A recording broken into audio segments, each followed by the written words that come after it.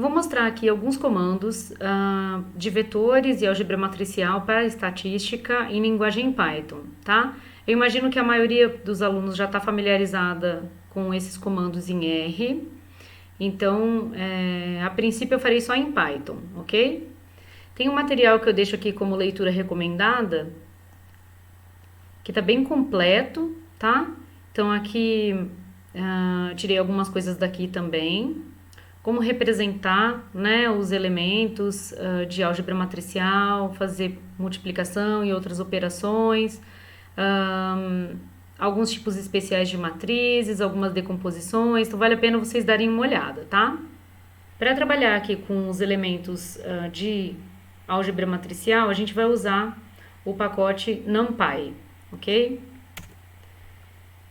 Então, eu já falei que pra gente os vetores vão ser sempre vetores coluna, então aqui tá como definir dois vetores coluna usando o array do NumPy, tá?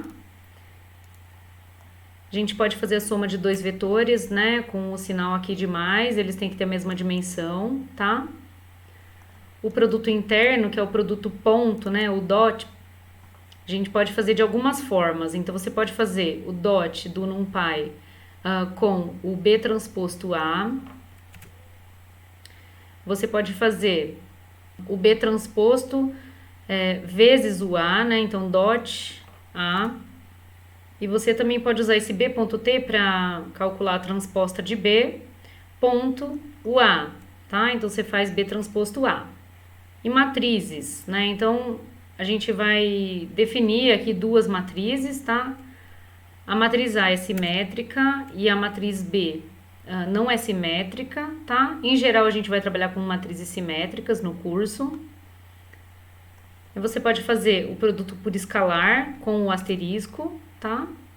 Tanto de vetor quanto de uma matriz. Então, você quer fazer um produto por escalar de uma matriz aqui com W que eu defini como sendo igual a 2, tá? Produto de matrizes, a gente também usa a função dot, tá? Também tem as mesmas formas de fazer, né? Aqui eu vou fazer A, dot B.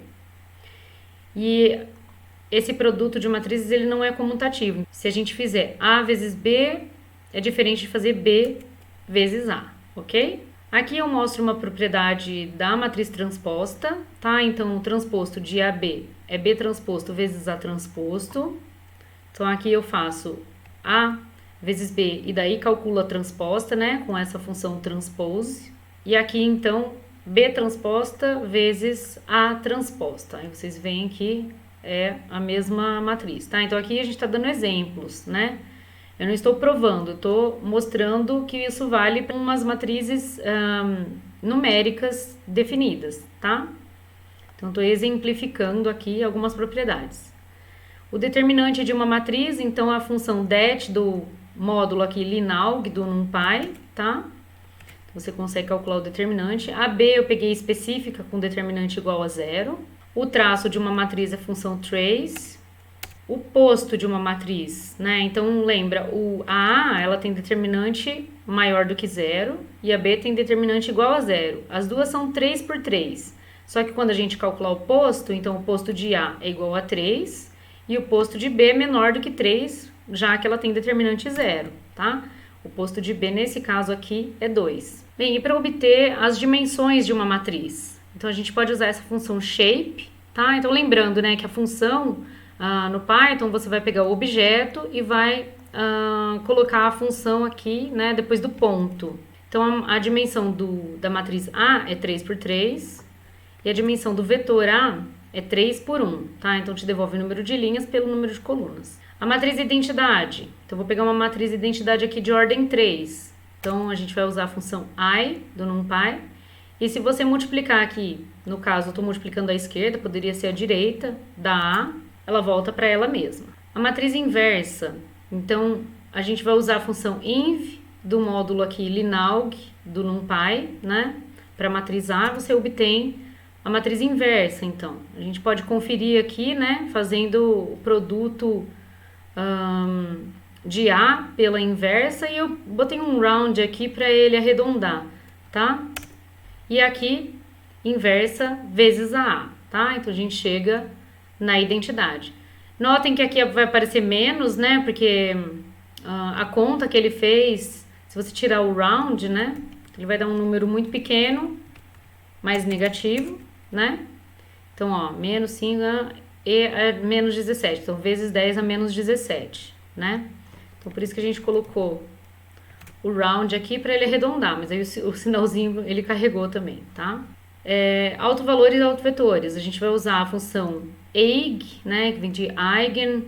O autovalor é eigenvalue e o autovetor é eigenvector. Então, a função eig do Linaug te dá a decomposição em autovalores e autovetores. Então, aqui eu vou atribuir para o lambda o primeiro elemento aqui, que é o de índice 0, né, que seriam os autovalores, né? E o objeto E vai receber, então, os autovetores, tá? Se a gente quiser acessar o primeiro autovalor, então você vai fixar aqui a coluna 0, que seria a primeira coluna da matriz de autovetores, tá? Aqui, ó, a gente pode conferir, né, que ele tem norma 1. Na verdade, tem um 4 aqui depois de muitas casas decimais, né, mas isso daqui é erro de aproximação, tá? E aqui, então, para mostrar que o primeiro autovetor e o segundo, nesse caso, eles são ortogonais. Só uma observação para vocês, que essa função age, né, eig, ele só vai retornar autovetores ortogonais se a sua matriz for simétrica, tá?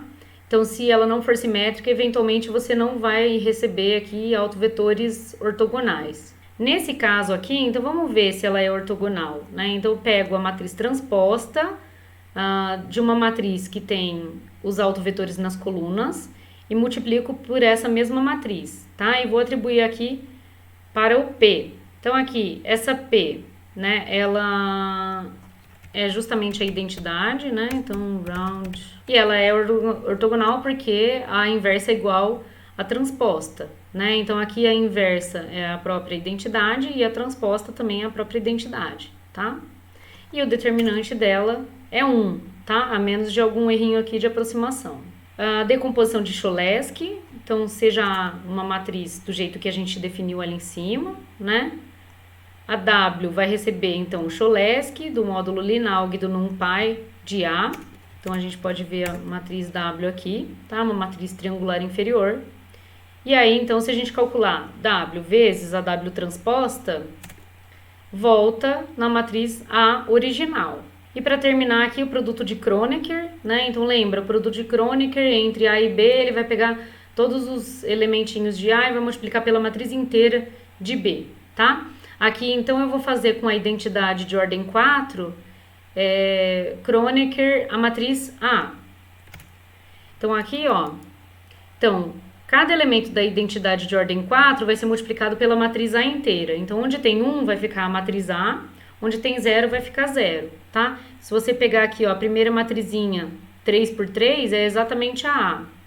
Aí você tem um outro bloquinho aqui na diagonal que é exatamente a A também.